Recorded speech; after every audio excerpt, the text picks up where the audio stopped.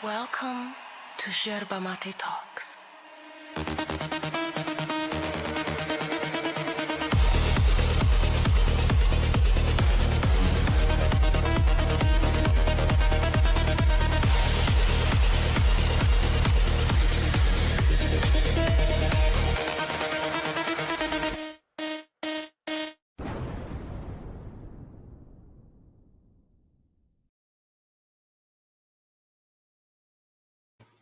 Welcome to the Aftershow. I am Max. This is Kat. And we already have the man, the legend, Isa. How are you, Isa? I am excellent. I just finished my stream with Dr. Wood. It was like 3 hours long, so I've been getting my highlights of this debate as much as I can. It's definitely not my favorite topic, but It brought up, I'll just say, it brought up all the weirdos out. It was something else. All right, before we do anything, make sure to do a social thing is like, share, subscribe, send this to a friend, send this to your significant other, go to the corner, just the corner of your street and just subscribe to Yerba Talks. And that way we can share the love for the channel. All right, let's get the people the link. There you go. And we're going to pin it. There we go. We are off. Oh, yeah. We're off to the races. Kat, leave me the fuck alone. All right. Oh, boy. If you didn't know, today I did a stream over on FTFE's channel because sadly his mom passed away and he will be taking a little bit of a week off. So because it's his primary source of income, well, actually he's the breadwinner in his household. Basically what we did was offer him, hey, I'll stream to your channel, try to get some streams going while you're off so you don't miss too much. And fortunately he agreed, so we had a fun time over at his channel with Rubik's and Zoomy. It was fun overall. So before we get some people in here, would you like, Isa, to let everyone know how that stream with David Wood went, what you talked about? And I'll definitely check it out after we're done. We talked a lot about kind of Dawa stuff. We looked at quite a few videos about like polygamy and stuff like that, and we looked at Avery's wife went on a debate with Muslim women, and we kind of looked at the arguments that were presented. I kind of gave my feedback on a lot of these things where I'm just like not really impressed.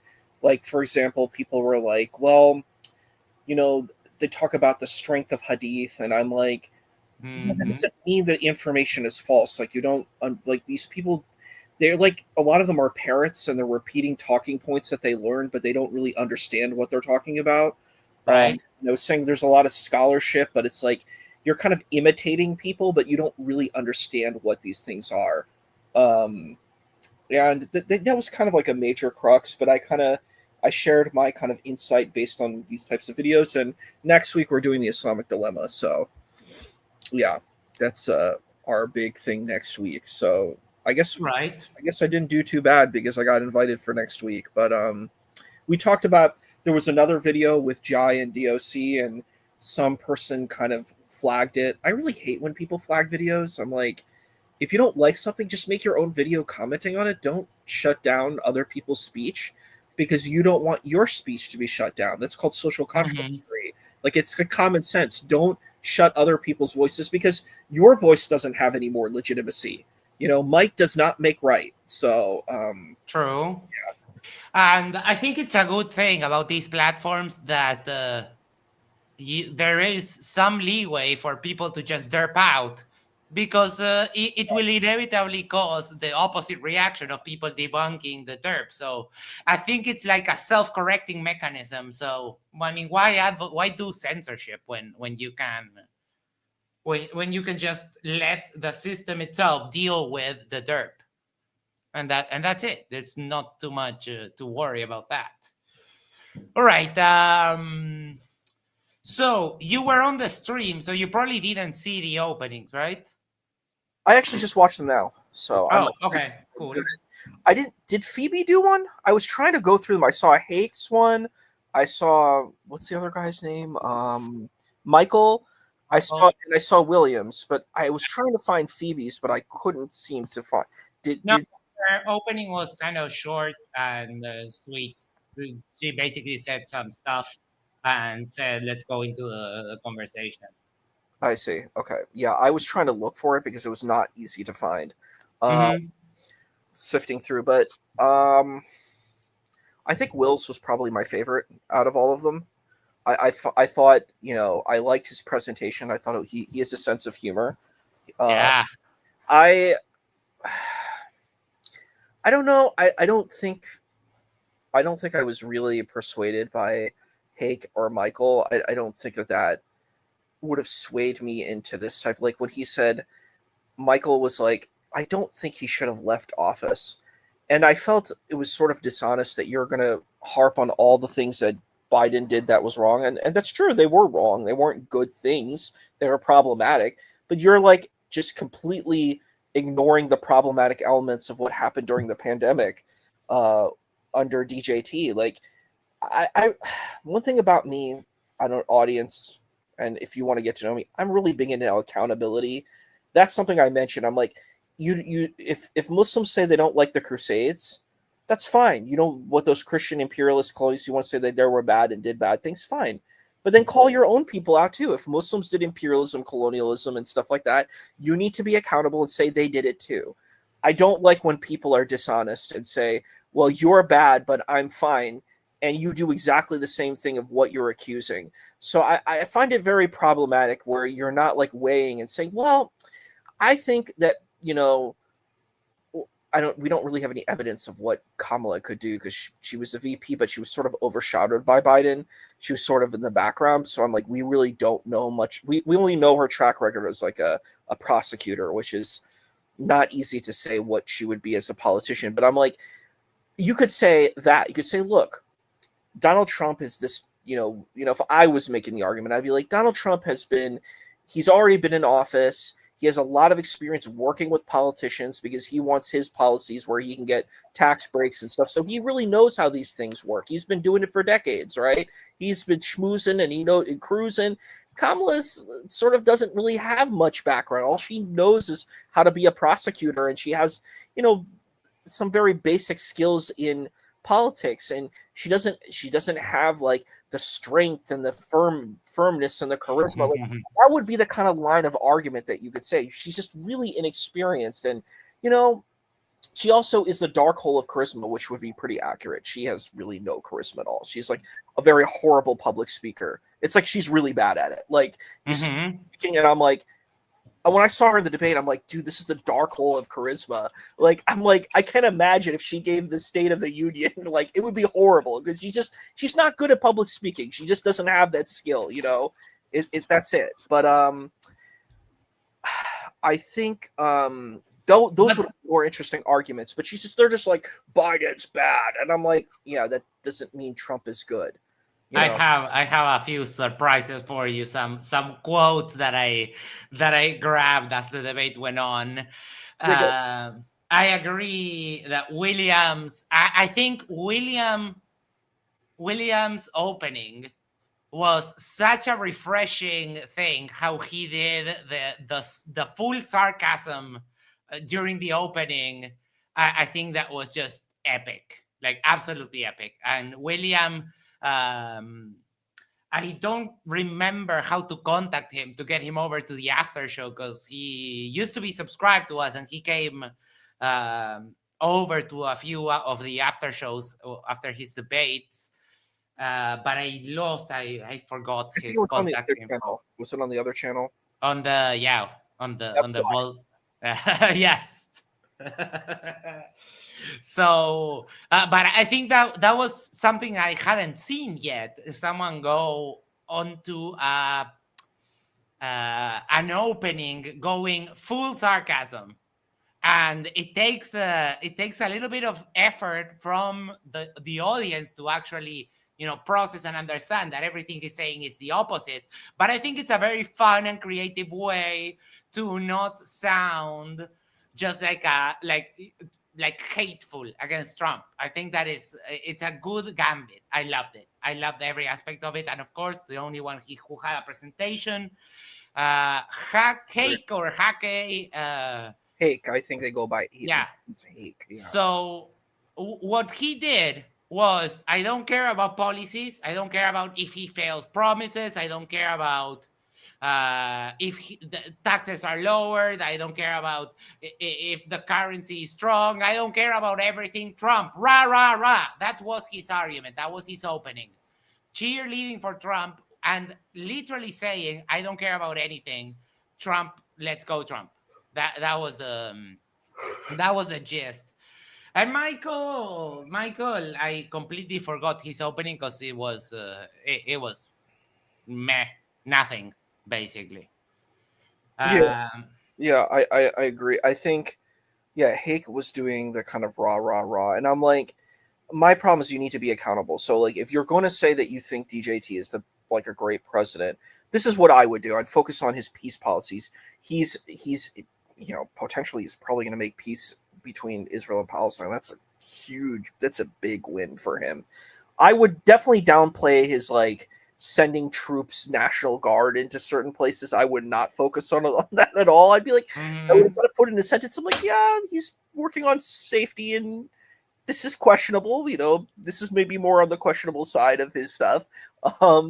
But I would do that. Like the way that they presented him, it wasn't really good. Like they should have had me do it. I could have done a much better presentation. I could defend Trump better. Yes, I think we could have done a better job. Like the point is, like I think Hakes was the worst. Like I was not impressed at all. At all. Yeah, I'm like, this is not the way to support Trump. You have to be persuasive to the audience. Your goal is to persuade the audience, and you failed, bro. But I think what you need to do is you need to show Kamala's weakness in her presentation. Like, first of all, you have to show that she's very kind of weak on any ethical position. She sucked on the Palestine-Israel situation in the debate. She just gave this flip. She does a lot of flip-flopping. She's not very strong. She's not very committed to things. Showcase that. Say, hey, you might not like Trump, but guess what? He's committed. Whatever he does, he has follow-through. Her, she's just like any other person on her party. They're flip-floppers. They don't really have strength in their commitments. That's a powerful thing. She did terrible in the DNC. She did not do a good position of unifying the Democratic Party. Also, she wasn't elected in. She was appointed in. That's a problem. That makes a lot of issues. Honestly, I think Bernie Sanders would have been a much better candidate than her to go against Trump, because they're both populist figures. She's just kind of the same in the suit type of way of going in. No one is impressed by that. And that's why Trump won by a landslide. We haven't had a landslide like that in years. There's a reason for it. And I predicted this from the beginning. I knew if it's just between them two, it's like, there's not really a good chance she's going to win, because she doesn't have the toolkit to bring in the goods. And also, people don't want a women leader too. That's a part of the issue as well, which is not great. We haven't evolved in that space. But just like her credentials, like what are her credentials? Is she good at foreign policy? Probably not. She doesn't have a skill set in that. Would she be able to solve the issue in the Middle East? She was weak. She was terrible. She didn't know at all how to handle that kind of situation. So I think that would have been probably an epic fail.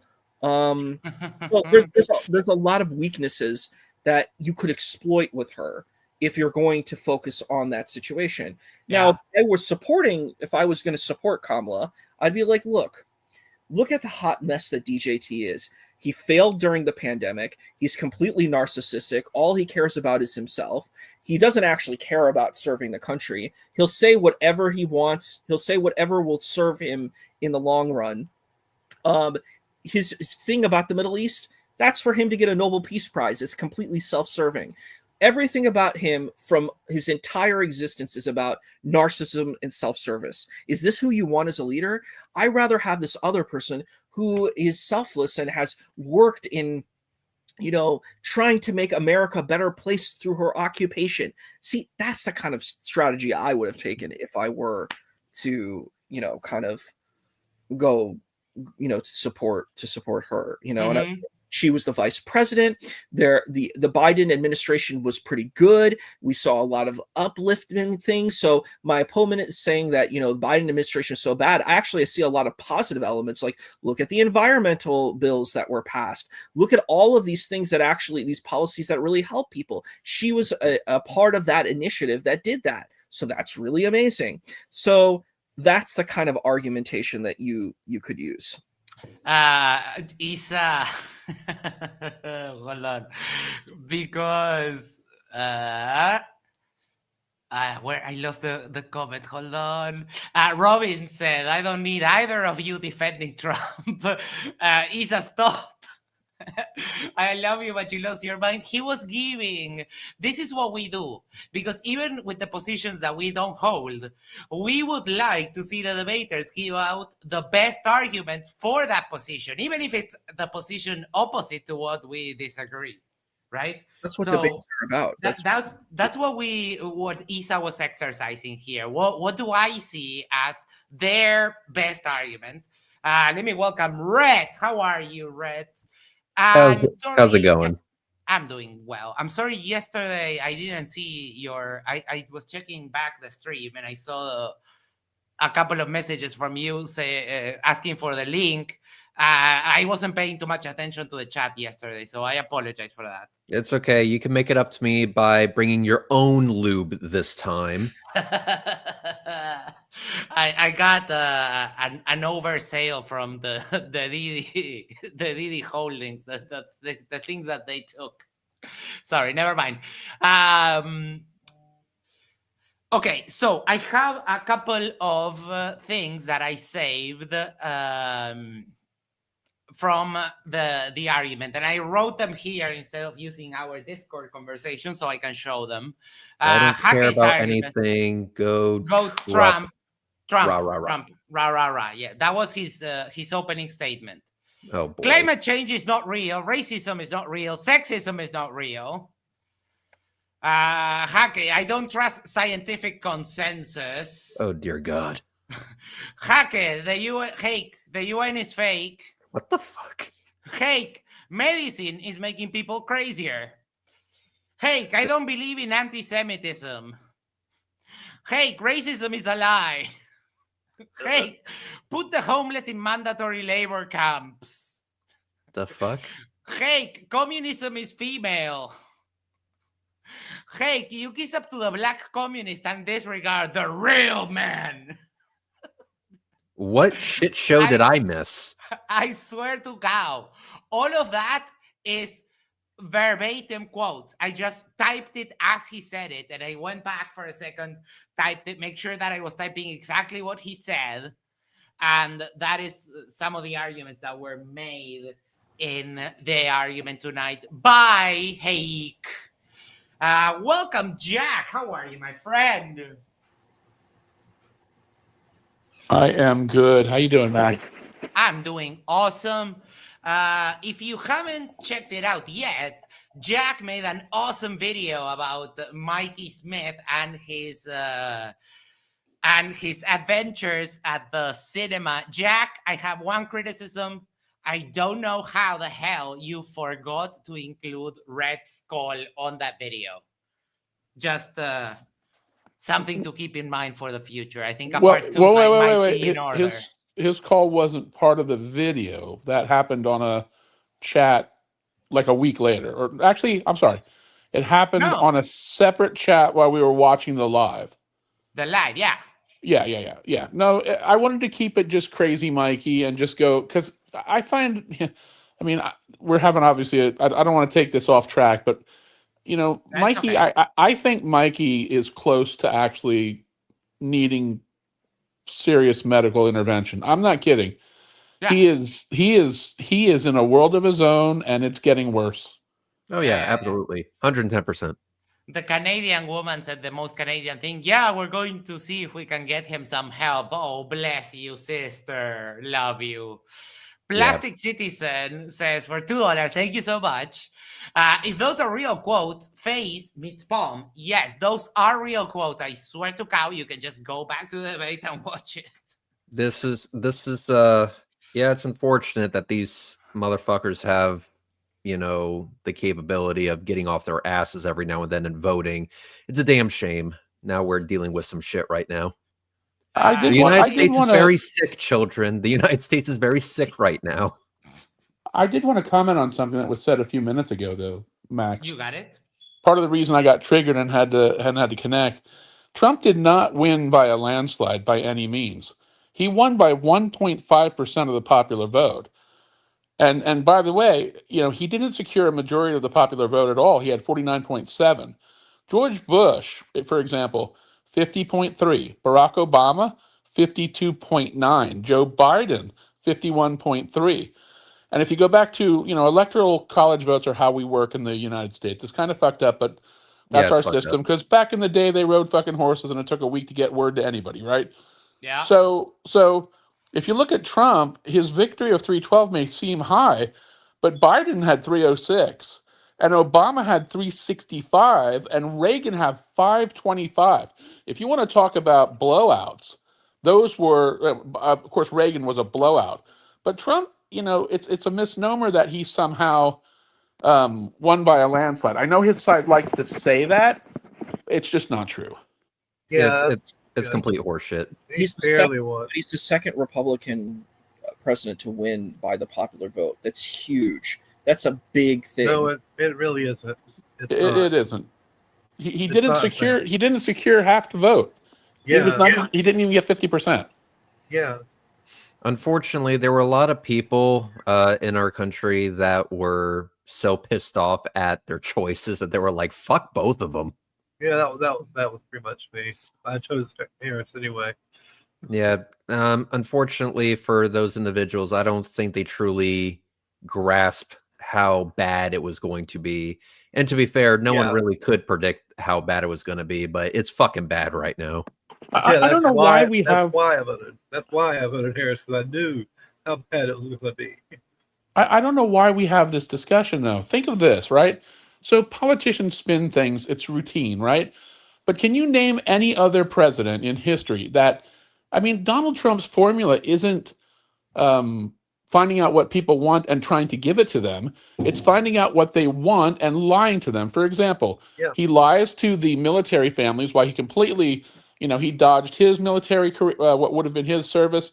And just what he did to McCain is embarrassing. But he has dissed Gold Star families. Okay, farmers. He tells them he's all about farming, and yet he's cutting subsidies to farmers. He tells the evangelicals, I'm on your side. I'm a Lord God-fearing, and God forbid he even knows how to hold a fucking Bible upright. He openly lies. He is a disgusting, grifting pig. And if you're going to say that he wins because he wins because he flat out lies. That's my assessment. Yeah, he does lie, and also he kind of tapped into the hatred that unfortunately a lot of people harbor for those less fortunate than them. And for those particular policies, like the worst, Trump actually is really good at telling the truth. When he said that he was going to do mass deportations, I believed him, because that's what a hateful piece of shit would immediately go to do. Oh, yeah. He can't help it. I mean, he just opens his fucking mouth and shit falls out. He just can't help it. He's so proud of himself. Yeah, and I knew that given his the fact that he had no way of getting around that, considering if you look at his rallies, they were handing out cards that said mass deportations now. What the fuck do people think that meant? Like, mass deportations now, kind of self-explanatory. Imagine if Donald Trump were around when the founding fathers were coming up with the fucking the Bill of Rights and the Declaration of Independence. Can you imagine? First of all, his own parents or grandparents wouldn't have got in because he wouldn't have wanted foreigners in here. I mean, the United States is what it is. It's a melting pot of everyone.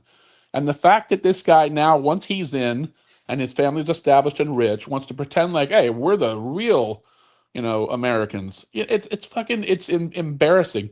This guy's a blight on America. He's an embarrassment to democracy. He's an embarrassment to the executive office.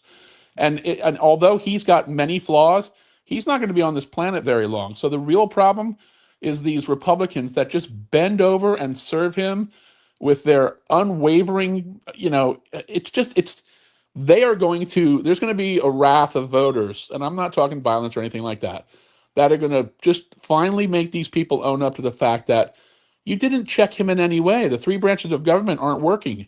You own all three branches right now, and you might as well just bend over and get him off right there on public. I'm just waiting for heart disease to work its magic. Yeah. Oh my. Yeah, I mean, his time is obviously limited. I just want you to know, Donald Trump, listen, I think you look very sexy with that Big Mac. Continue to just wolf it down. Don't even chew. Just inhale that shit. See, people like Trump actually make me want to believe that hell exists. Because then we know when he does die, he'd be punished for, eternity, because that's what the Bible says. Oh, if anybody has a reserved parking spot in hell, it's Donald Trump. Yeah. I was watching a new show that I watch, and they made a little bit of a compilation. Trump seems to be a little bit worried about heaven, so he's been talking a lot about how he's going to heaven and so on. Weird.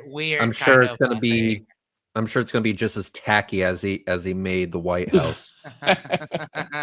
It's hard to take him serious, though. Donald Trump. Let's just look at him as a human being. I think Donald Trump suffers from clinical insecurity, and because of that, he has to be the biggest, the strongest. I've got the biggest vocabulary. I mean, he says he knows more than the generals. That's I know all the embarrassing. words, all the best Right. words. But so you combine that with whatever. So he's already rich, and he's already people kiss his ass. He's been treated that way forever because he pays people to kiss his ass. But if you combine that with this sort of clinical insecurity, where if he's not feeling like everybody's looking up to him and he's the strongest, then he lashes out. He has a mental problem, and I don't mean that lightly. And he is not a good businessman.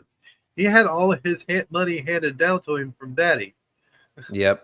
How many casinos go out of business? I mean, whatever happened to the casino always wins, unless Donald Trump is managing it, apparently.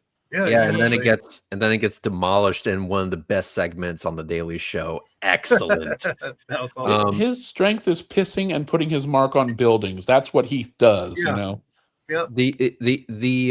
The problem that we have in this country, and this is just my opinion, of course, I have no data to back this up, but I have a feeling it's true, is that we're no longer concerned about policy. We are more concerned about vibes. And the one thing that Trump decided to do, or his staff decided to push him to do, was he went on a lot of podcasts and decide to really lean into the vibes part. And I think that really got people motivated to go vote for him, because he just had the vibes going for him. Whereas when you look with Kamala Harris, let's be frank here, she would have been the better president. She would have had much better policies. She would have handled any situation better than Donald Trump. Hang on one second. Let me make sure I repeat that in case people tuned out. She would have handled any situation, any policy better than Donald Trump ever could in his wildest wet dream. All right, we got that good? All right, cool. But Kamala came across as very sterile. She didn't have a personality, basically. And she had all the charisma of a dead horse. Yeah, basically, yeah. It's like it's the difference between a Big Mac and a salad. So people would much rather have the Big Mac. Just look at Donald Trump rather than having a salad, even though it's better for you. So people were so hooked on the vibes that they didn't pay any attention to the policies, and now we're paying the price for it. What I can say I will probably do this debate with Craig on 1 second, on October 20, James has been moving us like for a while. October 28th, Craig and I are going to be debating this same topic. James wanted to get a non-American opinion of Trump. And one of the strategies that I'm preparing is to look at the US dollar versus the Uruguayan peso, the historical data. And it is quite all over the place. It goes up and down. And hold on, I can show you. Well, I don't think there's much you can learn really about the comparing, because that would also have to do with your government. Yeah, but my government is pretty stable. There is we have continuation of government policies, so you can just undo everything. So back in 2020, it was at 42 Uruguayan pesos, almost 43 Uruguayan pesos per dollar. Then it crashed down. It went to like 39. And it moved 2023, 37. This was a very bad period. Then it went up a little bit until 44 in December 2024. And now it's at the 40, 39. It has been bouncing a little bit up and down. But Uruguay's currency is not too powerful. We do not have any more capacity to generate more income. So our coin is actually quite stable. The thing is that it's the dollar that has been moving so much, and I see it kind of complicated that the economy, the inflation of the US has been going like pretty wild lately. Yeah. Imagine if the Dems went Bernie AOC, think we've had the vibe then. Well, the thing about Bernie and AOC back in when was that? 2016, I believe. Or no, 2020. There was a big vibe shift, because I don't remember podcasters being as influential as they were before Trump decided to really polarize the situation. It was not a good time. And so now I think it's gotten so bad, and I think TikTok is making things worse, is that we don't have a large enough attention span to really look deep into the policies that they're actually putting forward. And now we have bullshit like, oh, I don't know, pediatric cancer research being cut. We have the dismantling of the CFPB, which was the anti-scam police. Now, why would Trump want to do such a thing? We decided that U.S. aid is no longer a thing because fuck helping people, I guess. It's better to, I don't know, make sure people don't have their malaria medication, stuff like that, or vaccines or whatever. It's better to not feed people or stuff like that. You know, really influencing soft power or influencing by soft power. Yeah, who would want to do such a thing? It's better to give billionaires who are already rich as fuck tax breaks. And that's another thing, is that it's healthcare is also being made worse here. I think after everything is said and done, we're going to have some of the best unhealth care in the world and some of the worst healthcare in the world. When you rank us against other first world countries. Even third world countries beat you. Like Uruguay has a couple of stats. We are way better at it than the US. Like healthcare is one, literacy rate is another, and the human rights tracks. Uruguay, for example, we passed this week. We passed a euthanasia law. Euthanasia is now legal in my country. You're welcome. I mean, the U.S. used to be this bastion of progress and so on, but at some point stuff changed, and now everything is kind of fucked. Yeah, Plastic Citizen. Plastic Citizen says, so I have a decent stock portfolio. I genuinely don't like when Orange Man says something stupid and I lose $1,000 in a day. Oh, I'd love to talk I'm about the sorry. I'm economy. sorry. I laughed at that. It's just Trump does say stupid stuff all the time. So can I talk about the economy? Yes. So Talk to this. I'm 60 and I just turned 60 recently, and I'm worried that my 403b is very volatile in the next several years when I need it to be stable.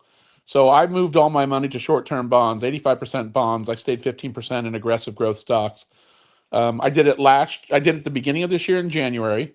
So I beat that entire dip. I bought the down and I gained 30%. And I moved all my money back into short-term bonds in the beginning of September. If you look at the US economy right now, this is what happens. So these people that are financial advisors and the people that are, investing in stock and crypto and all this other shit, they're doing the same thing they did in 2008. They're doing the same thing they did in 2000. They're greedy bastards. Look at the price per earnings ratio right now. The average price per earnings ratio right now is 21 to 1. It's one of the highest it's ever been. Basically, that means that there's overvaluation of companies by a 21 to 1 factor. Home sales are down. Interest rates, although people think they're up, they're pretty much where they really belong, but they're up compared to where they were. Jobs are down, job growth. Unemployment's up. There are tons of government people being laid off. Yep. Pretty much and by the way, things like crypto, and gold. Look at where gold is. That's an indicator that people are moving their money into something stable like gold because they're afraid of what's going to happen. If you take a look at most of the indices in America, they are. And by the way, Trump got rid of the people that would have told us what the jobs report would have been because he conveniently didn't.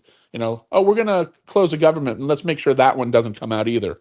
Basically, the point I'm trying to make is the bankers and the stock folks will never tell you, but we are on the brink, in my opinion, of a catastrophic collapse in the United States. Trump hated crypto. He thought it was a pyramid scam until he figured out he could make $1 billion by doing nothing. Meme coins, crypto, Donald He did Trump. a rug pull on his own fans. Yeah, and this bullshit with the tariffs. Two actually, because he rugged Trump coin and he rugged the Melania coin. Yeah, but he also collapsed the stock market. Well, 20%. It was a correction, all because of his bullshit. I'm going to do 100% tariffs, and then the next day 30%, and then the next day 200%. This is absurd. And so while the market adjusted to this taco issue where he makes threats and then backs off, in my opinion, he's endangering the U.S. economy to the point where it's not going to be. We're in a bubble, and everybody knows it. They just won't say it out loud. Yep. And also, just to be clear for people who may not understand, taco means Trump always chickens out. Oh, yeah. I said that before, and I was like, "What the fuck are you talking about tacos?" And I was like, "Oh, okay, you don't get it." So I just want to make that clear. Lisa said, "Trump, thanks to Trump, soybean farmers are having their best year." Yep, exactly. Yeah. Now China used to purchase a fuck ton of soybeans from us, but then what they said was like, "Oh, okay, you want to fuck with us by putting tariffs on us? Fine, we'll take our business elsewhere," and they did. And it's hard to get any of that business back, by the way. Oh yeah, once it's gone, it's gone. Sumi, I cut you off. Go ahead. Oh yeah. Well, see, most economies have a boom bust cycle. Usually, that lasts anywhere from 7 to 10 years, and so you'll go through the housing bubble that crashed under Clinton. That's one example of the boom bust. The Great Depression, that was a bust cycle. I mean, wait though. These aren't just cyclical events that happen randomly. The Great Depression was brought on by the Smoot-Hawley tariffs, and I mean, you can look at what started to cause it. As for the housing bubble burst, that was because of complete, over leveraging of C and D and E fucking mortgages. That there are factors behind it, like Fannie Mae and stuff like that. Yeah, but generally, though, I'm saying on a general basis that they do go through a boom bust cycle. The reason why such a cycle Regularly. will be the case now is because Trump apparently doesn't understand what a trade deficit is. He Oh hears my the God, word yes. deficit and Yeah. thinks it's bad. And let me be clear, I have a trade deficit right now with my local sex shop. I got a fucking huge one with Amazon.com, man. We were explaining not too long ago, like for example, Uruguay sells some stuff to the US, and we buy a bunch of other stuff from the US. But the difference in size will mean there will always be an imbalance in what we can produce, which is a bunch of meat, to what we can buy, which is some computers, because we have 3.5 million people. And when everyone has a computer, then what do you do until they start breaking? You don't buy more. Yep. So there will always be a trade deficit in some cases.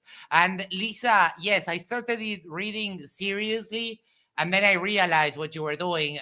It just took me a while to get the signal adjusted. I'm so sorry. Yeah, there was here's the problem is that Trump is just a fucking idiot, but he has so much, like, he just surrounds himself with fluffers. Like, Mike Johnson. we were told at the very beginning, and this was primarily on Fox News, and I know that was the first mistake right there, Fox fucking News of all people. They're like, don't worry, there's going to be a few adults in the room. It's not just Trump. Trump needs a staff that can help him do the job of being a president, which is true. Trump needs help. Trump needs people. Unfortunately, Trump made it very clear that he was only going to surround himself with yes men. Oh yeah. Yeah. So now you have evil fucks like Stephen Miller, and you have fucking, like, you have Pam Bondi of all fucking people. Stephen Miller is a that's fucking that's a bald guy, right? Yes, he's like a Yeah, cartoon villain. He's like Mr. Yeah. He's like, yeah. Fucking evil. Pure fucking evil. He gives bald people like me a bad name. That's right. After this, we're gonna need a Nuremberg trial after this. Yeah, we're gonna need yeah. And I don't want to seem like we're piling on and trying to be like, sort of like punitive. But if there's people that need to be looked at, it's and by the way, Reds, he does two things. Yes, there's a lot of yes men around him, but Donald Trump literally is fully on board with the 2025 bullshit that he lied about. There are people behind the scenes, and I'm talking about religious zealots and fucking racists and people that have policy plans that will, if they're bordering breaking the laws, and they're trying to write these new policies. So while he does have a lot of people like, Kash Patel and Pam Bondi and these fucking morons that I wouldn't trust them to mow my lawn, yet alone run the agencies they're running. He Kash also has Patel some with crazy evil eyes. Yeah, he also has some pure evil bastards like Stephen Miller or Montgomery Burns in human form behind the scenes. That's who he looks like. You're right. Yes. Yes. Looks like Goebbels to me. I'm gonna highlight I'm gonna highlight a video that you all should watch. It's by a YouTube channel by the name of Some More News. They did a video, a story, I guess, on Stephen Miller. Watch that shit. Yes, Some More News is awesome. Okay, Isa, tell me what else caught your attention from the debate. Well,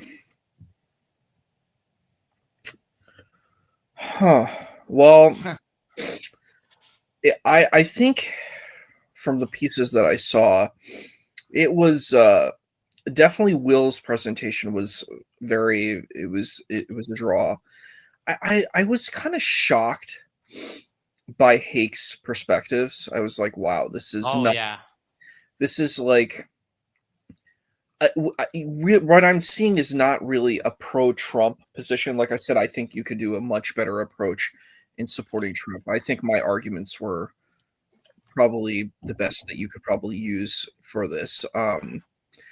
But I think his point, he just pretty much presented his own feelings about what he views the world to be, which is okay, I guess, but I don't think that the goal is to present Trump as being the right president.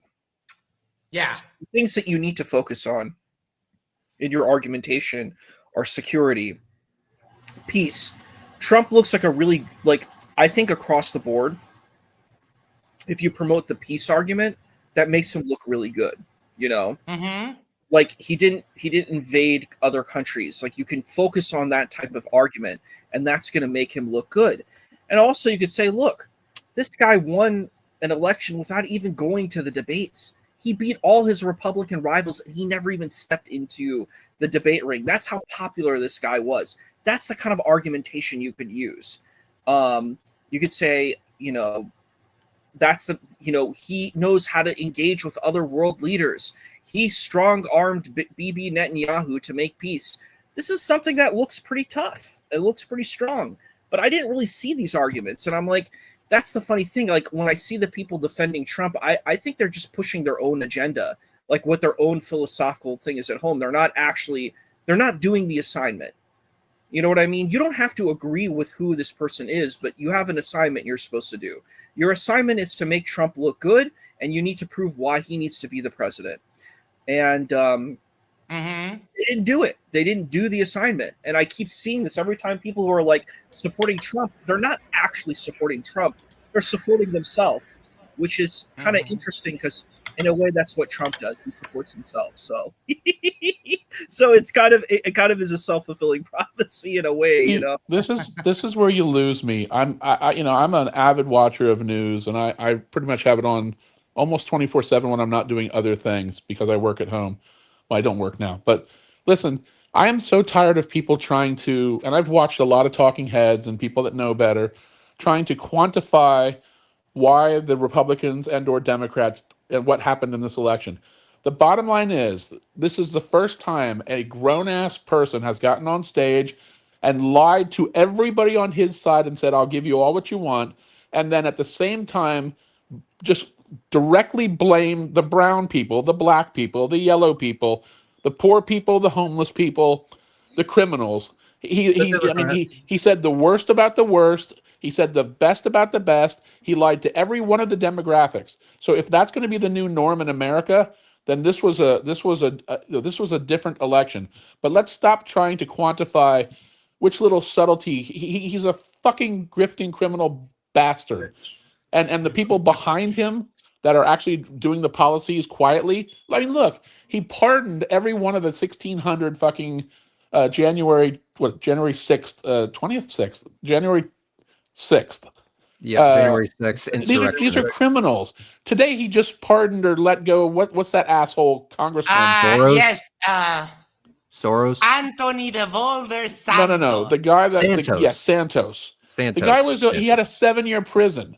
He moved the lady that basically, what's her name? Ghislaine Maxwell to a fucking Ghislaine. And I guarantee if he lives out this presidency, on his final day, he will pardon every single one of his cabinet and every single one of his department heads, just blanket across the board. If not criminals and other people that he's just waiting to pardon. I'm sorry to correct you all, but this is how you pronounce it. It's Ghislaine.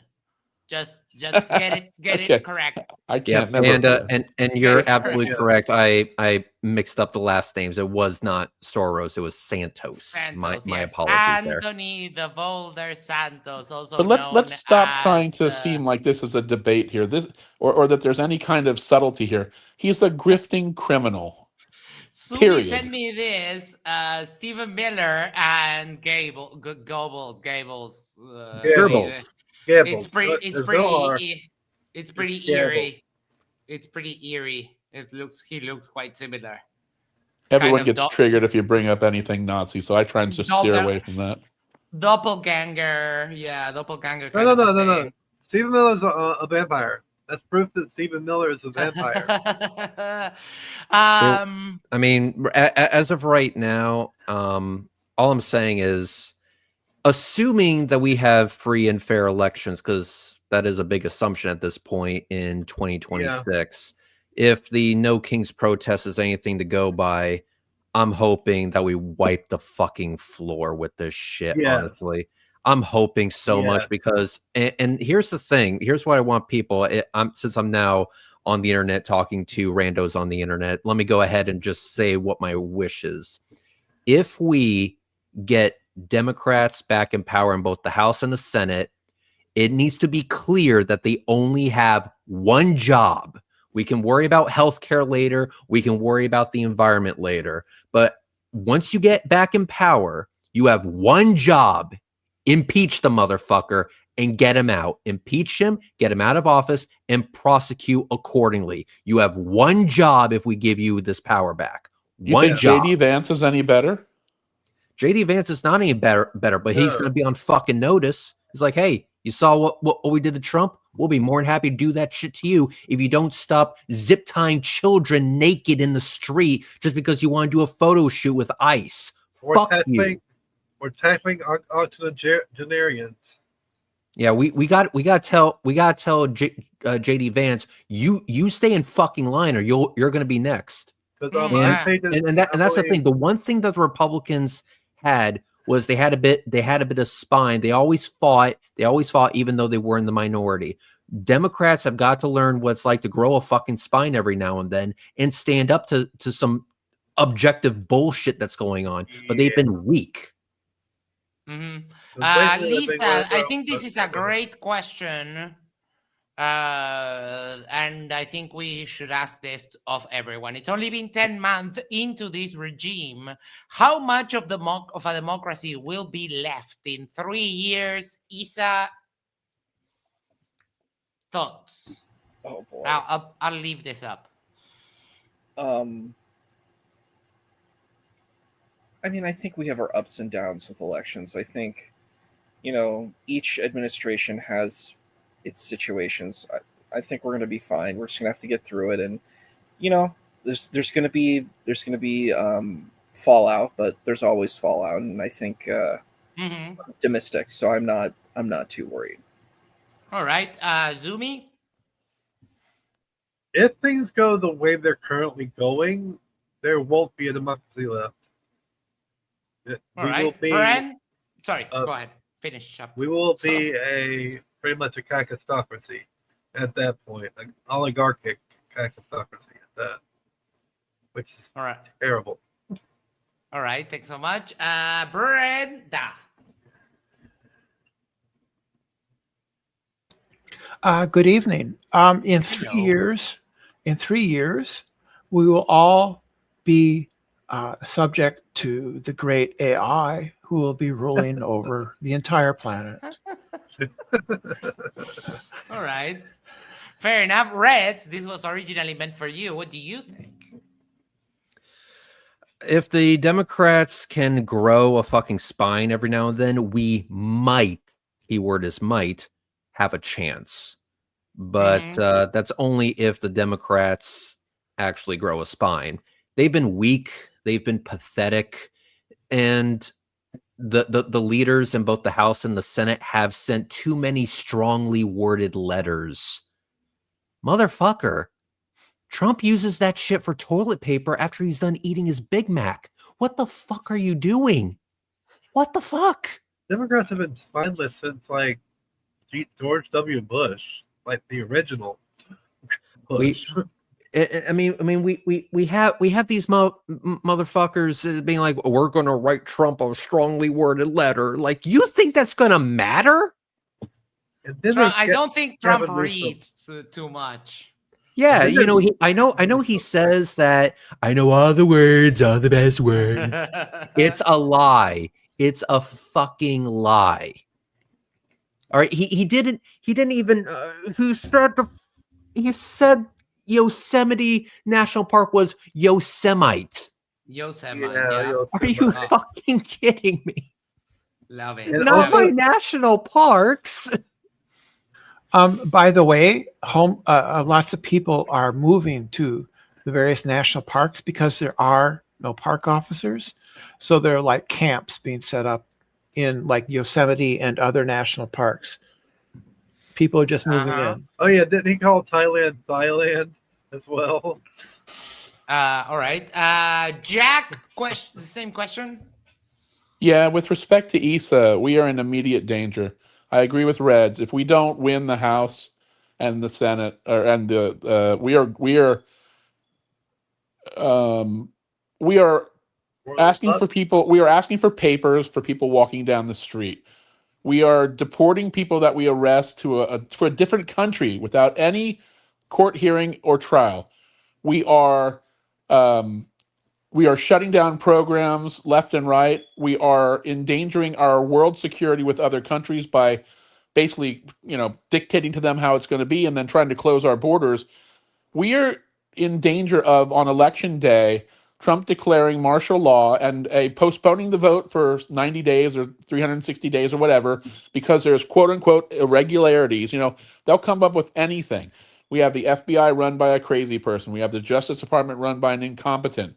We literally are at a crossroad here where don't fall asleep, people, because it can all the cogs are in place for the switch to be turned on like that. It's very dangerous. I think that there's been an erosion, but the pushback has been quite good in tempering, making it like, okay, no, we can't. For example, when Trump had Jimmy Kimmel fired, the pushback was so big that they reinstated him. He did get Stephen Colbert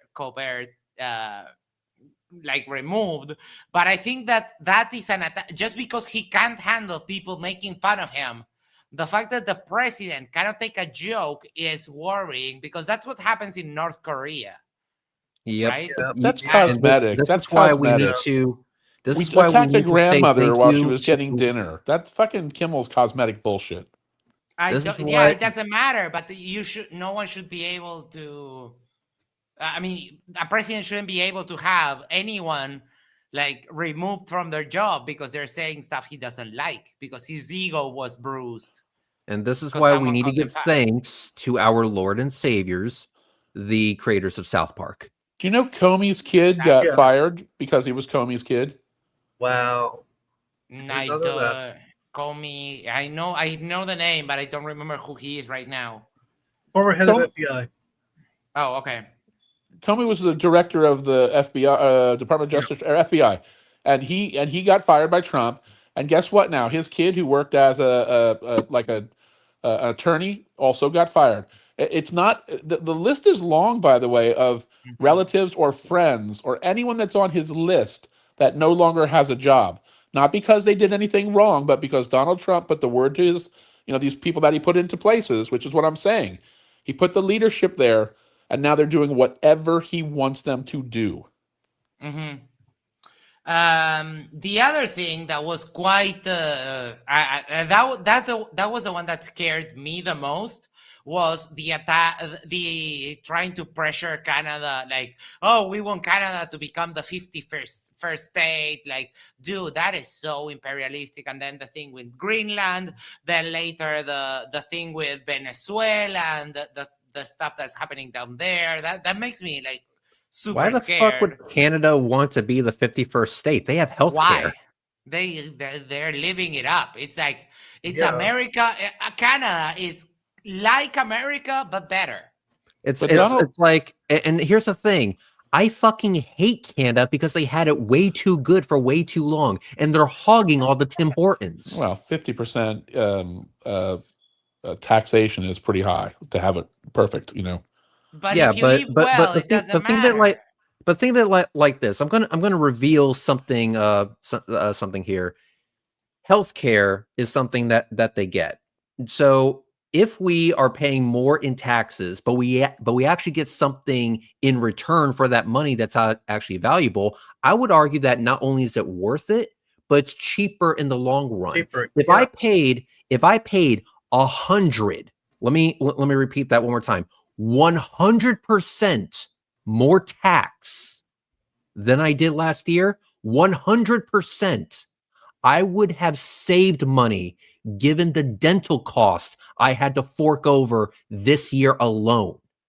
Well, with all due respect, my federal income tax, just federal last year, was $24,000. You double that? Fuck that. I don't trust these people to spend my money. Jack, But, but the thing is, 1 second. When you have public health care, you can have people doing preventative care rather than waiting until they're almost agonizing to go to the doctor. No, Max, I totally agree with that point, but I don't trust the people in office to manage it. They will mismanage the funds, and we will be in the same position we are now, 30 plus trillion in debt. That's because here's the thing though. This isn't like, oh, we just enact Medicare for all and that's it. No, it's part of the formula is to have people in there who are competent. And so the idea is, like Kennedy? and here's a good start. Here's a good start. Don't hire yes men.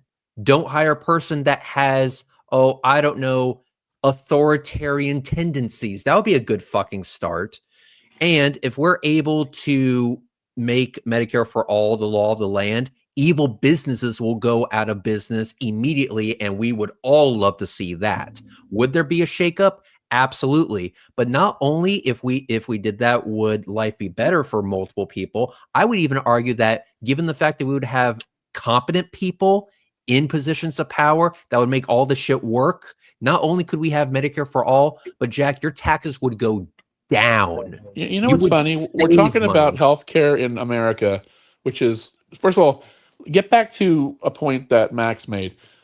Donald Trump told the people of Venezuela, if you don't elect the right person, quote unquote, that he was going to double or triple the tariff on the country.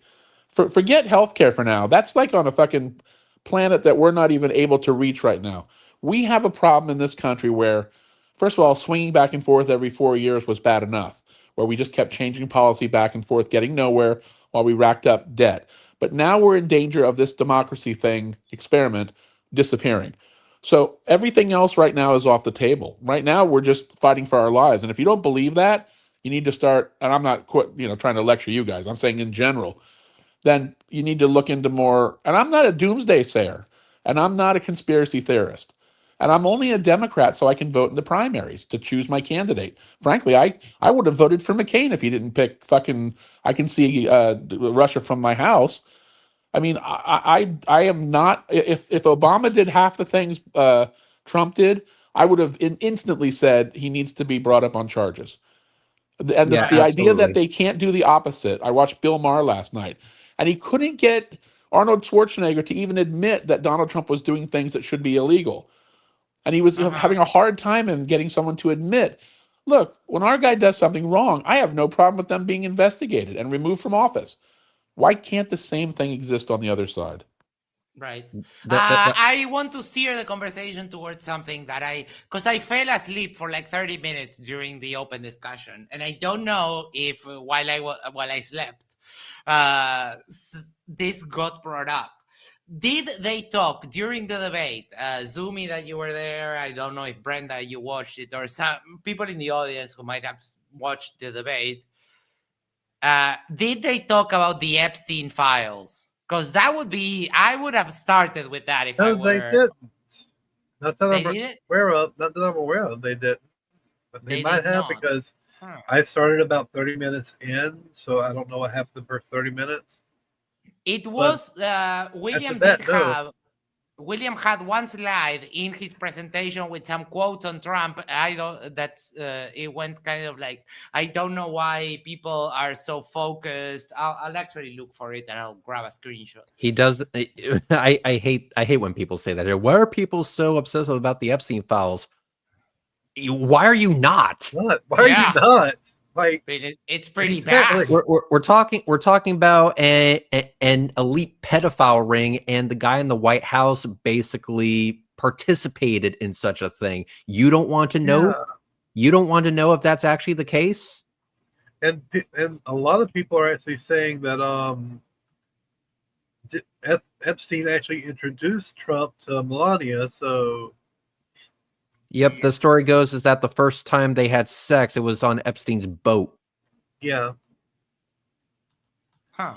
Well, It's interesting though. Speaking about Epstein, and I don't. First of all, I don't like to talk about things I have. I mean, I don't know. None of us know. We haven't seen the evidence.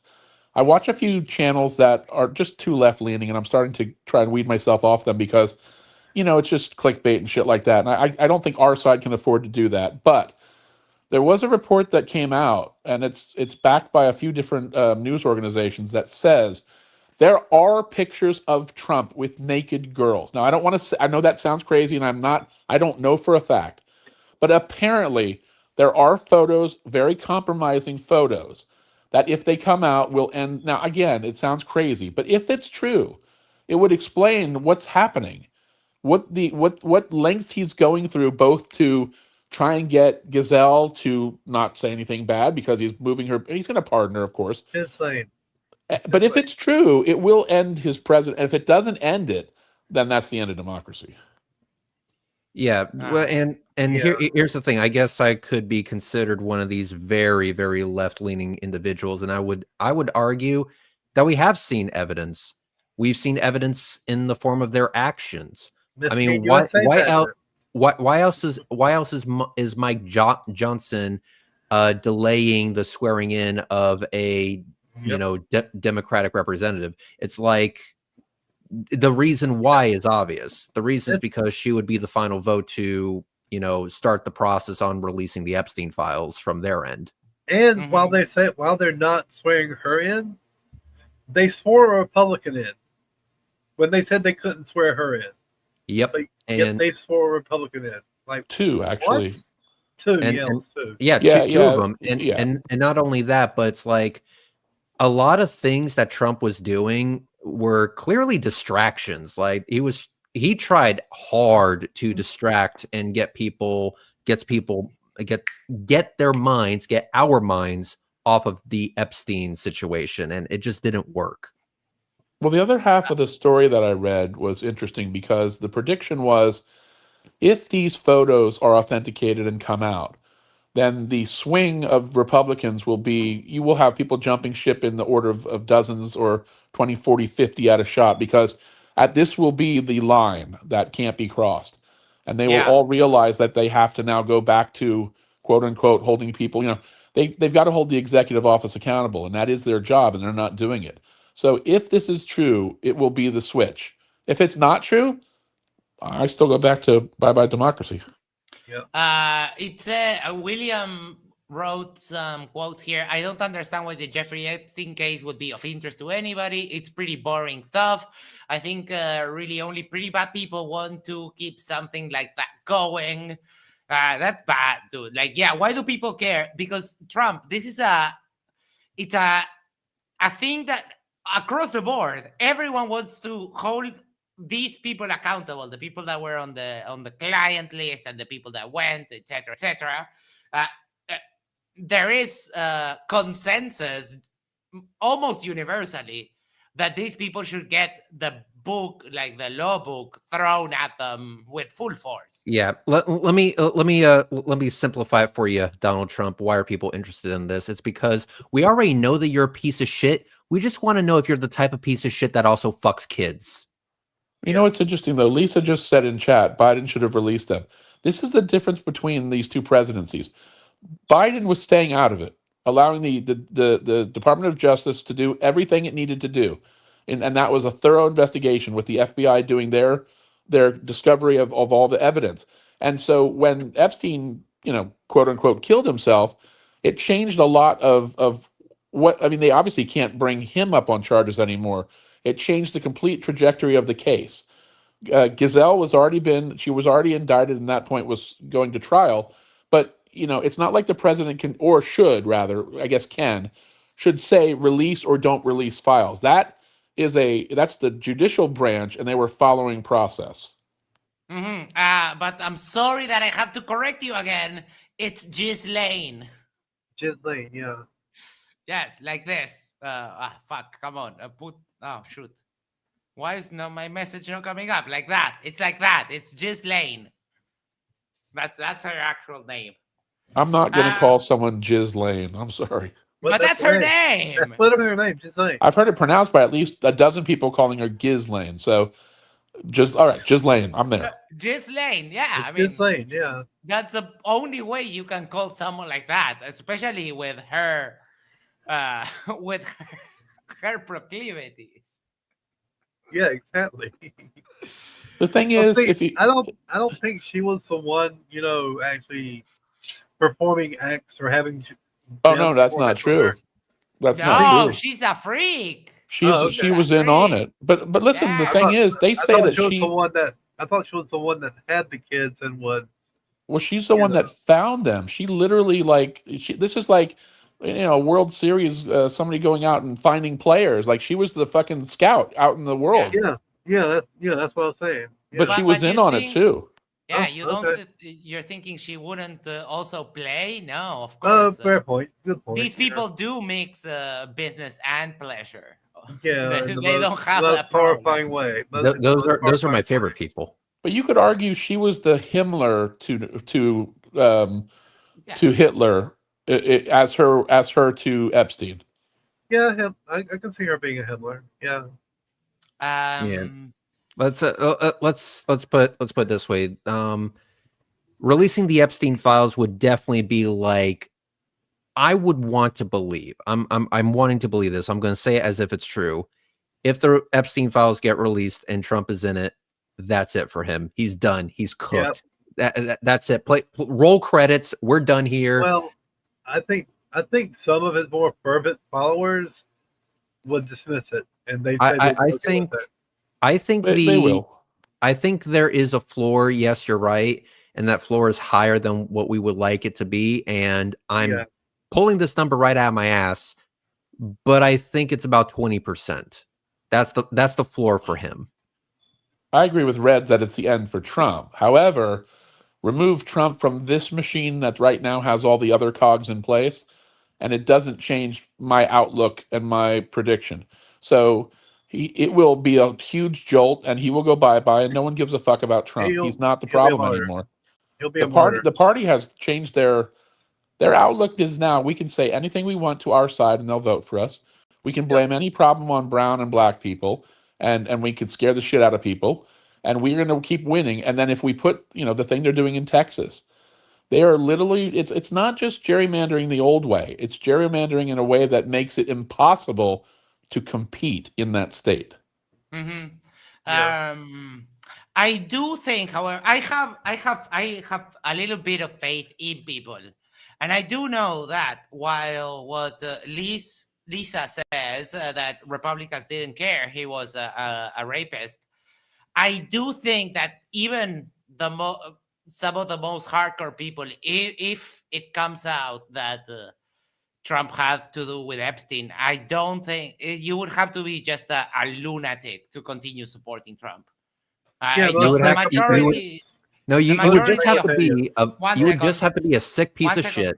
The majority of people, just based on their moral intuition, they would just like, ew. I don't know. I have a little bit of faith with that. That's not how it is with Magabethanians. With Magabethanians, they don't give a shit. They've already crossed the point of being fascist. They're just ugly fascists now. Yeah, but I would imagine even fascists wouldn't appreciate their guy in charge fucking kids. Yeah, I don't know. I wouldn't put it past. I've talked with. I'm hoping. Don't get me wrong; they're terrible people. I'm hoping. Yeah, I know. I'm hoping. I'm like, I want to believe the best. I think they'll wash their hands of Trump. But keep in mind one thing, though. They learned. Here's the thing. I don't think any Republican lawmaker likes Trump. They probably hate him. But they learned over the years that everything they try. Look, he said that Marco Rubio's father was in on the assassination of JFK. They all called him out. They all said this guy shouldn't. They have all called him unfit to lead. But because he kept going, they had to swallow that shit. He's the leader of our party. But they're ready at a moment's notice. But that still doesn't change the machine. Changing out one gear doesn't change the machine. Republicans I get that. Fascists now. I mean, the Overton window has shifted so far to the right. There's no left anymore. Yeah, anything left of center is considered extremist. And I think they know they crossed the line so far that there's no going back. So unless they rig the mechanism to stay in power, they might lose for 2 decades. While it is true that all the other cogs would be in place, I think as of right now, Trump is the biggest cog. And if we have any hope of dismantling this fucked up machine, then we do have to get rid of the biggest cog first. He's the centerfold of Playboy, but you rip it out and there's still tons of naked girls. I mean, here's the thing. Donald Trump he's where don't be fooled by this. The Republicans, the smart ones, the ones these are accomplished people that went to school. A lot of them are lawyers. They've been doing this for so many years. They're willing to put him in the position right now because he wins their party he gets the party to win. But the minute he's not of service to them, they will turn on him on a dime. But the danger is that the things that have now the party is not the same as they ever were. So Trump goes away tomorrow, disappears from the face of the earth. He dies in his sleep tonight. It doesn't change anything, and they will disavow him immediately, trying to get those votes back from people that they lost, while at the same time quietly saying, yes, let's rename everything Donald Trump, airport, aircraft carrier, submarines, whatever. I think the problem is Donald Trump right now is the focus, but it's like a fishing lure right now. It's not. Well, we got to take our mind off of that. But in order to rip apart every page in the Playboy, you do have to start with the cover, though. And I'm not saying it's going to be something that is accomplished overnight. It's going to obviously take some time, but we got to start just in general. And unfortunately, the Democrats have been so weak that they haven't started, unless we're counting the shutdown, which was only recently. Recently, they found a spine. What we need to do is keep up the pressure, because that's exactly what the Republicans were doing this entire time. Even though they always were, well, for as long as I can remember, to the point where I started caring, they were always in the minority, but they kept hammering it home, hammering it home, hammering it home. And now they got the White House, they have the House, they have the Senate, and they even have the courts. So they started with the front page, and eventually they got to the back cover, and now here we are. Democrats need to do their own version of that, and they have to never let the fuck up on it. They need to hammer that motherfucker on everything that he was doing. Instead of writing him a strongly worded letter, have news conferences that says, this motherfucker is zip tying children naked in the street so that Ice Barbie over here can do photo shoots for TikTok. This motherfucker just decided to dismantle the CFPB, the anti-scam police, so now they can charge you bullshit fees. Their marketing is not up to speed. That's the one thing the Republicans do. They put out the word today, we're going to say that this is the anti-America rally. And guess what? Within fucking 3 hours, every goddamn news organization has heard a direct quote from some Republican representative somewhere, that exact quote. Mm-hmm. Yep, it's going to be put forward by Fox News. I think it was Philly, right? Isa, where they had a naked bike ride, and all over there's been people protesting with this very silly inflatable suits of dinosaurs and giraffes and so on, and people are just like dancing in the inflatable suits. And I think that is a great way to protest and make sure that it's like people keep it civil. And if you have like a police officer attacking someone in a dinosaur costume, that looks very stupid. And I think that is a great way to process. I think that's a great way. Sorry, 1 second. I think that it's a great way to protest. And it shows creativity. There was another protest I saw with a marching band. I think people need to, get that. Sorry, Sumi, go ahead now. Oh, you're good. You're good. There was a 58, either 54 or 64-year-old woman that got tackled by ICE because she was wearing a giant inflatable penis costume. Love it. All right, I don't think we have much else to say about the debate, so let's start going around and giving our final thoughts on if you watched the debate, if you didn't, do whatever. Tomorrow we have another debate, another after show, and I think this promises to be quite a dumpster fiery one. Should the U.S. cut ties with Israel? Team Thorpe versus Counterpoints and Michael. I mean, Grace was one of the really dumb ones. So, I mean, I think it's going to be fun. Let's start with final thoughts. I'll start with you, Isa. It's funny actually. The last thing you brought, I don't think that will ever happen. There isn't going to be ties that are cut. But, I mean, it's funny that people want to debate that topic, but okay. Let's see. I think it's a strange debate. I'm just thinking about the different the different ways. I try to look at the best arguments for both sides of how to engage this topic, but I don't know. I think it's like people have their facts. They're going to be very biased approaches of how to look at this.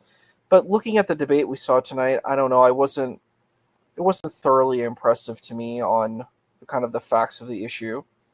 I did like Will's opening. I thought that was the highlight of the night, but I was not really impressed by really any of the other stuff. I wasn't like, oh wow, this is like a really interesting insight of, about, how to look at this type of issue. Like, that's one of the things I like in debates is like, can I see this thing in a different way? So did that affect me? No, I didn't see this whole process in a new light. So yeah, I mean, I'm glad it's not flat Earth. It's a new topic. It's usually just lots of flat Earth stuff. Or evolution or something. That's gone. Flat Earth is not coming back. I tried asking James for a Flat Earth debate. No Flat Earther wants to debate again, ever. So, yeah, we can rest easy now. We won. Yeah, I was pretty bored of those, like the Flat Earth and evolution. I'm just like, yep, it's like the same stuff with the same information. I'm like, pretty boring. But so at least they're new topics. I mean, I'm positive about that, but I don't think this topic really, I don't know, I think there's a lot more interesting conversation stuff. I think our topic is the most interesting about substance usage, the legalization of substance usage. I think that would be really cool, but yeah, the last few topics, like, I didn't get comment on because it was really too late for me, but like the last 3 debates, none of them have really been that impressive for me. Oh my god, they've been horrible. Yeah, and I'm just like they're new topics, but none of them are like really like, whoa, this is super interesting, and I really want to think about these ideas. I don't know if it's the debaters or if it's the topic, but no, it's both. It's bad topics with like extremely shitty debaters. That makes for a boring as hell debate. I think we've been in a rut. This is a trick for the rut of bad debates. So I would list this as another bad debate. So yeah. Fair enough. I just remember those of you who were wondering, DebateCon is not going to be broadcast publicly like the last one. You are going to have to pay for the $14 membership to be able to watch DebateCon live. So I don't know. Isa it has a ticket for Sunday. I know I will be here and I'll watch, so I'll have to at least pay for 1 month of that membership so I can watch that. But yeah, if you don't pay the 14 something membership, you won't be able to watch DebateCon live. Max V for 10 Singaporean dollars says 3 more hours and says hello to everyone. Hello to you. Oh, hi, Mark. All right, Zumi, final thoughts. What do I say? it was a milquetoast debate. I mean, there was nothing really. On the left side of things, they didn't offer much of a pushback on any argument the MAGAs were saying. But on the MAGA side, all they said was lies and damn lies. I mean, that's all they really have is just lies. Lies on top of lies. They can't. I mean, I don't see why they're so averted to actually criticizing their own side. I mean, we on the left, we criticize our own a whole lot more than Republicans criticize themselves. But that's neither here nor there. Yeah, but yeah, it was. As far as debates go, it was pretty terrible. Tomorrow promises to be a more shit show, so stay tuned for that. Brenda, final thoughts. Good evening. For one thing, I haven't talked much, but I just came in here to be with you people because I didn't watch it. All right, yeah, I didn't watch it because it was such a stupid topic. I mean, I don't know what's going on with MDD. It's just crap. So maybe because I'm not in it, that would change everything. It'd be super popular. Yes. I just would, kidding. But. I would 100% team up with you, Brenda, to smack some fools on MDD. Well, yeah, we could do that. I've been doing other things and been interested in. Never mind. Yeah, so I don't know how anybody, and a lot of people don't think that there's much of a choice between any Democrat versus Donald Trump. There's only a very few people who actually think that the MAGA is turning against Trump. The tide is turning against him, and the people that I pay attention to, maybe it would help. Maybe it'd be interesting to people. I watch The Bulwark and Midas Touch, and I check into a few other places to keep track of things like that, if that's interesting to people or not. I'm kind of meandering here. I don't know what else to say. All right, no problem. Red, final thoughts.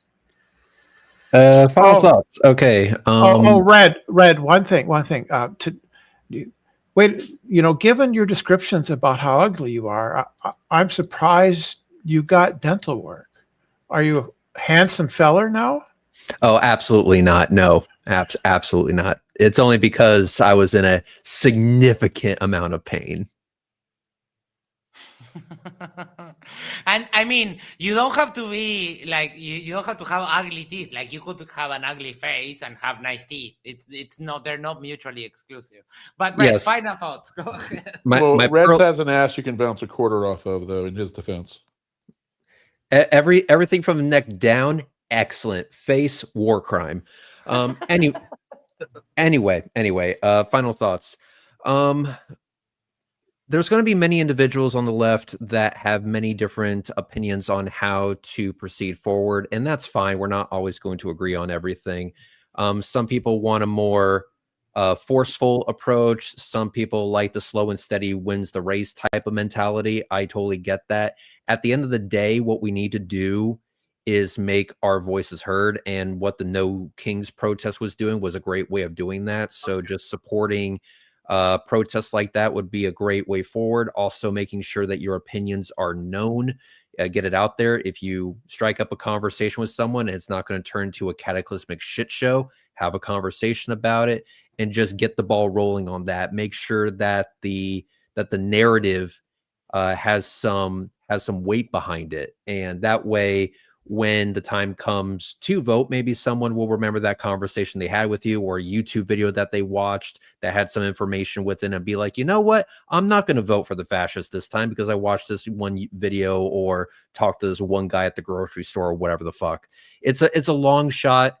But if we just keep doing it and doing it and doing it and doing it, you may not get one, but eventually you'll have to hit something at some point in time, and something is better than nothing, in my opinion. So even though we may disagree on exactly how to tackle this problem, I think we all agree that it should be tackled in some way, shape, or form. Mm-hmm. So get your voice out there, get your message out there, make sure that you're talking to people. And even though you may not get everybody, you may get somebody, and we need every person that we can get, because this is some fucking bullshit that we're dealing with, and we should work towards making it not as full of bullshit if we can manage that. So that's my final thoughts. Thank you so much, Max. And of course, oh wait, let me ask you. I love you too. Let me ask you this: are you going to attempt the ISS catching with Mike tonight? No, and that was this morning. No, his okay. He has a all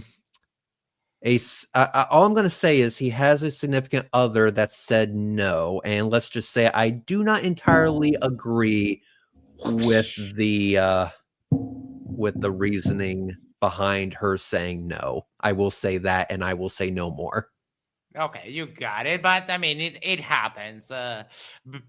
Might do be well for the next one. Pablo sent a 750 Uruguayan pesos and says, "Comrades, yes, comrades." 750 uwus. Uwus, yes, uwus. That is the currency of our country. It's uwu. It's not Vietnamese dongs. Those are superior. But yeah, I mean, Uruguayan uwus are perfect. And well, damn. Finally, Jack, what's final thoughts, please? Yeah, I mean, I think that Trump v. Harris is fairly moot. And I even now think, I've sort of changed my way of thinking, that Dems v. Republicans v. Independents is moot. The United States of America, we have a policy, we have documentation, we have a recipe on how to dole out and manage democracy.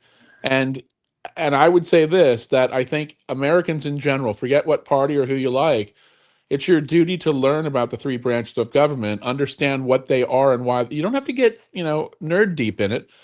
But I'm now thinking that I'm looking for people that understand and want to support democracy as created, as documented, as that policy is written.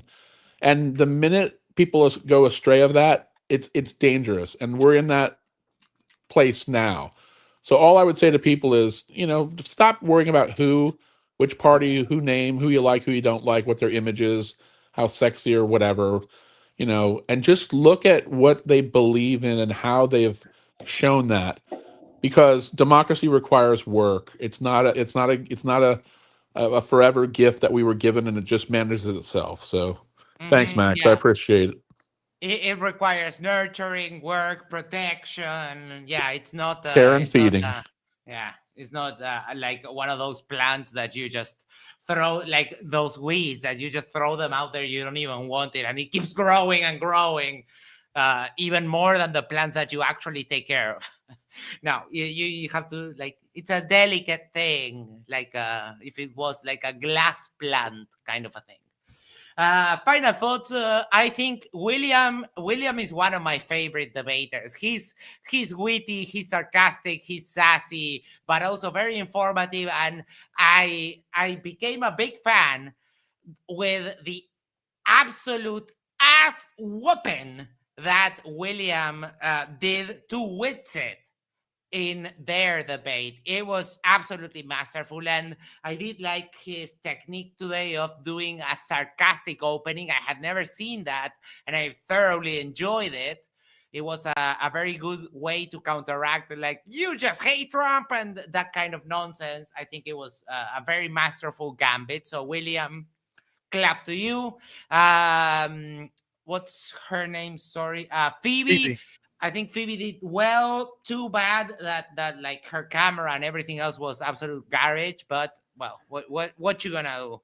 other than that, I think she did quite well and handled the other two numpties very well. Hake, I mean, let me just remind you people some of the stuff that Hake said. I don't care about everything. Go Trump, rah, rah, rah. Hake, climate change is not real. Racism is not real. Sexism is not real. I don't trust scientific consensus. The UN is fake. Medicine is making people crazier. I don't believe in anti-Semitism. Racism is a lie. Put the homeless in mandatory labor camps. Communism is female. You kiss up to the black communist and disregard the real man. So Hake is just someone who is completely delusional. I think that's my take. The other guy, Michael, he was a little bit better than Hake, but of course, very, very, very deep in the cult. And with that, tomorrow we have another debate. It's going to be Team Thorpe against Counterpoints and Michael. The topic will be, should the U.S. cut ties with Israel? We'll see what happens. I'm predicting a shit show, but I don't know. Guess we'll see. Before we go, make sure to do the social things: like, share, subscribe, send this to a friend, send this to your significant other, go to the corner, yes, the corner of your street, and just subscribe to Yerba Talks and Red Rhetoric. And with that, and that way we can share the lab for the channel. And with that, we are off. We'll see you tomorrow. Hopefully you are having a great weekend. We'll see you tomorrow for the after show. Take care. Might do a stream on FTFE's channel in the afternoon to help him out. Don't know yet because I'm pretty tired. And it's Formula One race day. So I do not know. With that, thank you everyone. We'll catch you on the next one. Take care. Have a great night.